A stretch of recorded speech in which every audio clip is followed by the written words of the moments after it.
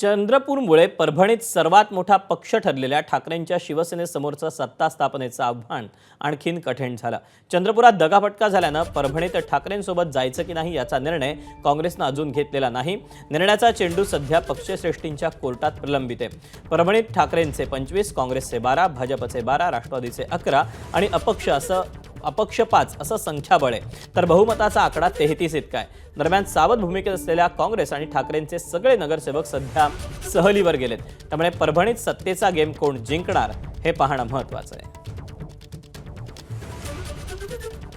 बघा, तुम्ही पाहिलं असेल की आम्ही इथं परभणीमध्ये सोबत लढलो आणि आमचं ठरलं होतं की महापौरच्या वेळेस बैठक घेऊन चर्चा करायची आणि नंतर ठरवायचं। पण हे कालचं जे झालेलं आहे की शिवसेनेनं उभाटा गटाने काँग्रेसला सोडून भाजपसोबत हातमिळवणी केली आहे। त्या संदर्भात आमचे पक्षाध्यक्ष असतील, आमचे प्रभारी असतील, आमच्या जिल्ह्याचे नेते असतील, आमची गांभीर्यपूर्वक इथं मिटिंग सध्या सुरू आहेत, चर्चा सुरू आहेत। नाही तो पक्षश्रेष्ठ जे आदेश देतील आम्हाला ते आम्हाला मान्य राहील।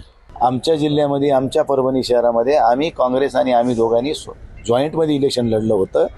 आमची निवडणुकीपूर्वचे गठबंधन होतं, त्यामुळं तिथं कुठं अडचण येईल असं माझ्या मनामध्ये किंतु परंतु नाही आहे। आम्ही काँग्रेसच्या नेत्यांशी संपर्कात आहोत। महापौर हे मशालीचाच होणार याच्यात काही दुमत नाही। तर काँग्रेसचे प्रदेशाध्यक्ष हर्षवर्धन सकपाळांनी मात्र बदल्याचं राजकारण करणार नसल्याचं म्हटलंय। त्यामुळे निश्चितच परभणीत ठाकरेंना दिलासा मिळाला असं म्हणावं लागेल। आम्ही नीतिमूल्य आणि विचारांवर चालणारे लोक आहोत, त्यामुळे विचाराशी कुठल्याही पद्धतीने प्रतारणा करणार नाही।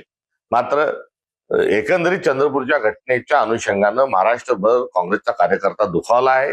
जे झालेलं आहे ते योग्य नाही आणि घटना घडल्यानंतर ज्या पद्धतीनं कुठेही कारवाई व्हायला पाहिजे किंवा एक जो त्या सगळ्या शंकांचा आणि एकंदरीत झालेल्या घटनेच्या अनुषंगानं जी चर्चा झाली पाहिजे ती अद्यापर्यंत ही झालेली नाही। वंचितचे दोन्ही मतदान काँग्रेसला व्हायला पाहिजे होते, किंबहुना भाजपला पोषक त्यांनी राहता कामा नये। उभाटा या संदर्भामध्ये उलटे आमच्यावर आरोप करत आहेत, हे आम्ही अजिबात खपून घेणार नाही। एबीपी माझा, उघडा डोळे बघा नीट।